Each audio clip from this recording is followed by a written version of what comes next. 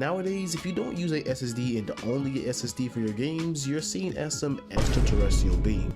Using a hard drive is frowned upon by lots of people in the PC community, even though they are still pretty good to use for non-intensive games. But what if you used neither and instead use your RAM?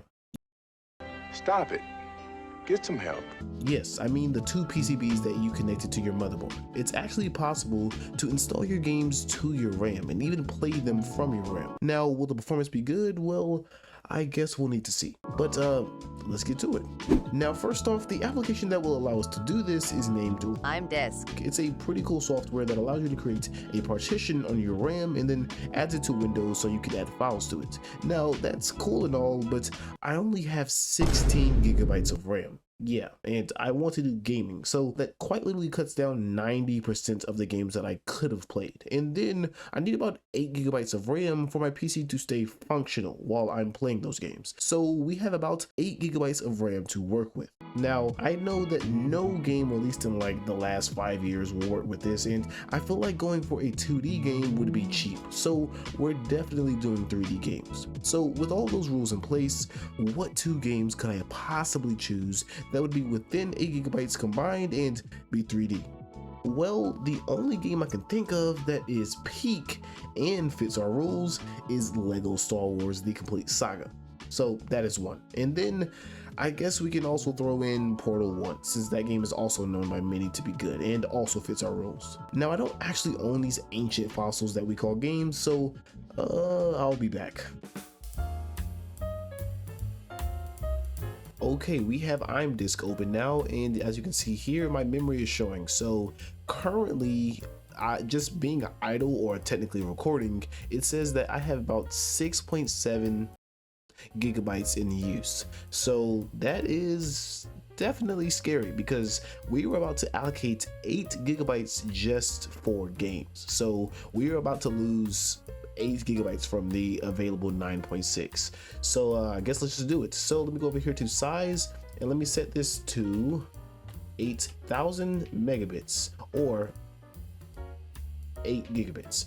And then no, don't allocate memory dynamically. Drive letter R, doesn't matter. File system NTFS, okay. Launch at Windows, how about not? Do not create a temp folder. Okay, that was fairly easy. Let's just do it. I can't read that. Okay, I'll be back. 5 minutes later. Okay, finally I got this working after literally 10 minutes of trying to get ImDisk to work. But as you can see, as soon as I actually create the partition, it actually spiked up heavily, and now it says I only have about 2.7 gigabytes of RAM available. So yeah, things are about to get really bad. So now if I go to my files, you can see that the RAM disk is right here. So it says RAM disk and about 8 gigabytes free of 8 gigabytes. And that is just because I haven't added the games yet. So let me go ahead and do that real quick. 2 seconds later. Okay, so we may have ran into an issue. So I added 8 gigabytes of RAM to this partition, which it says here, but we only have 3.62 gigabytes free after adding Lego Star Wars. So I guess we won't be able to have both of these on the drive at the same time. So I'm kind of breaking my own rule. But regardless, we have Lego Star Wars here, so I guess we can test this first and then we can test Portal to see how that performs. So let's go to get to Lego Star Wars. Okay, there it is. Okay, there it is. It is open now. Lego Star Wars, I forgot, it literally locks you to the window, so I literally have to alt tab out of the game. But as you can see, I have the RTSS open and you can see it's getting about 60 FPS. Okay, so I am doing this currently on a keyboard. Yes, I'm a weirdo, but this is just for testing. So let me go to options. Nope, not options. Go to video settings, and we are running at 1920 by 1080, 60 hertz, screen res, enhanced graphics, blah blah blah. Okay, so everything is basically at max. So of course we actually don't have FSAA on, but it won't let me set it, so I guess we don't need it. Okay, so we are getting a solid 60 FPS. I'm not sure if 60 is the max. I wouldn't be surprised since this is a very old game. I know that back in the olden days they used to lock your FPS so you couldn't get anything higher, but to be honest, I would expect 30 FPS locked rather than 60 FPS, but you know, whatever. So it's actually running really good. We're getting a solid 60. The frame graph is really, well, what just happened? How do I get out of this?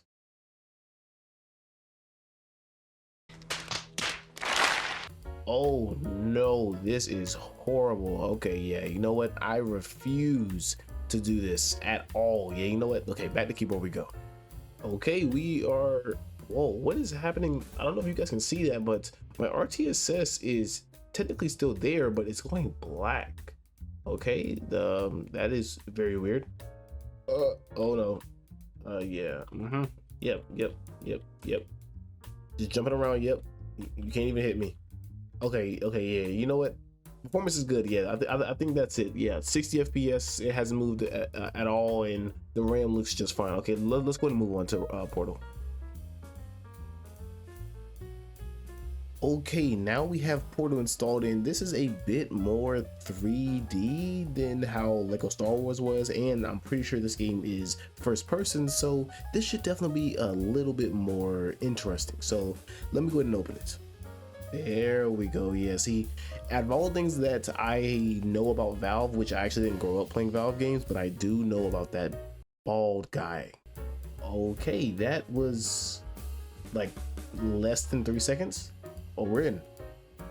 I actually never played Portal, so this is going to be interesting. Again, 60 FPS. This feels really good. Again, I think this game might also be locked at a max of 60 FPS, but it could also just be something on my system that is locking it at 60. Okay, there we go. Oh, that's us. Okay. 60 FPS. And the usages are still looking pretty low. The RAM usage is also about the same as it was before, so still, you know, this looks like it is performing about the same as the SSD, maybe even faster. Of course, if I had like 100 gigabytes of RAM, I could probably test a actually intensive game, but since I only have 16 gigabytes of RAM and I only have a maximum of 8 gigabytes I can test, then yeah, you know, we can only do games like this. If you guys know of any other games that are pretty intensive and were made, you know, in around 2025 and are below 8 gigabytes, which is probably a lot to ask for, then, you know, let me know. You know, I'll probably do like a part 2 where I test those games. But you know, this is definitely 60 FPS. This is honestly insane. Well, actually, it makes sense why these games ran well. First off, regardless of the fact that we only had 8 gigabytes of space to use, your RAM is the closest component to your CPU, and your RAM is basically the same as a SSD, but far faster. And it's not like we changed the CPU or GPU. The only thing that could have improved would be asset loading times and overall game loading times, and neither was bad. Normally, there is a slight bottleneck when it comes to using SSDs or hard drives, but RAM has no bottleneck because of how close it is. So that explains why it performed the way it did. So at the end, I'm very surprised. Maybe if I had a NASA PC with 100 plus gigabytes of RAM, I could download Cyberpunk and then see if that would perform well, but that is it for this video. Thank you guys for watching. If you enjoyed this video, please make sure to like and subscribe, and I will see you guys in the next one.